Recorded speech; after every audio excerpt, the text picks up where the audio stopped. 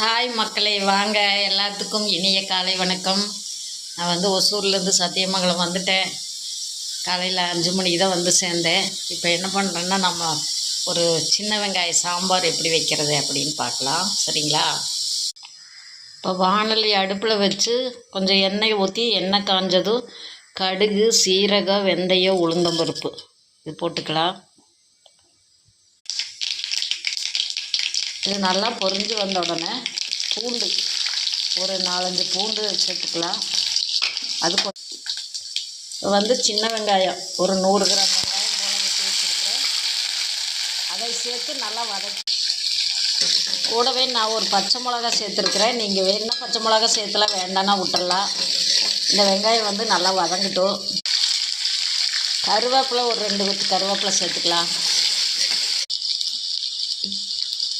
இப்போ வந்து இந்த வெங்காயமெல்லாம் கொஞ்சம் ஓரளவுக்கு நல்லா வதங்கிய பின்னாடி நம்ம வந்து மசாலா பொருட்கள் சேர்த்துக்கலாம். இது என்னென்னா, வீட்டில் அரைச்ச குழம்பு மிளகாய்த்தூள், சாம்பார் தூள், கொஞ்சம் தனி மிளகாய்த்தூள், அப்புறம் கொஞ்சம் மஞ்சத்தூள், இதெல்லாம் சேர்த்துக்கலாம்.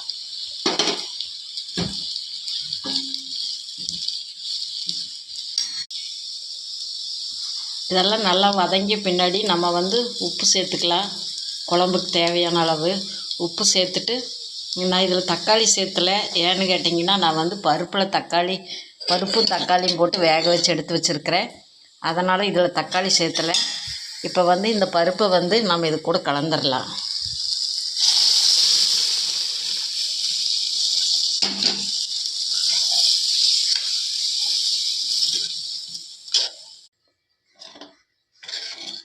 இதில் வந்து உப்பு, காரம், தண்ணி எல்லாம் அளவாக கலந்துட்டு நீங்கள் வந்து மூடி போட்டு ஒரு 10 நிமிஷம் இதை வந்து வேக வச்சுருங்க.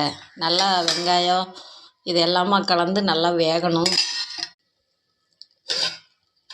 இப்போ பார்த்திங்கன்னா சாம்பார் வந்து நல்லா கொதித்து வெந்து வந்துருச்சு. இப்போ நீங்கள் வந்து இதில் தேவையான அளவு கொஞ்சம் புளித்தண்ணி சேர்த்துக்குங்க. புளி தண்ணியெல்லாம் சேர்த்தி இப்போ வந்து குழம்பு நல்லா கொதிச்சு வந்துருச்சு. இப்போ வந்து இந்த ஸ்டேஜில் கொத்தமல்லி இலை சேர்த்திக்கிங்க. என்கிட்ட கொத்தமல்லி இலை இல்லை, அதனால் நான் மீண்டும் கொஞ்சம் கருவேப்பிலை இலையே சேர்த்திக்கிறேன். ஓகேங்களா? இப்படி தான் சின்ன வெங்காய சாம்பார் வைக்கிறது. ரொம்ப சூப்பராக இருக்குது. சாப்பாட்டுக்கு, இட்லி, தோசை எதுக்குன்னாலும் நம்ம சாப்பிடலாம். ரொம்ப நல்லாயிருக்கு.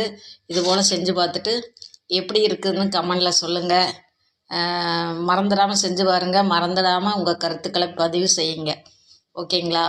ஓகே, பாய். நான் வீடியோ இதோட முடிச்சுக்கிறேன்.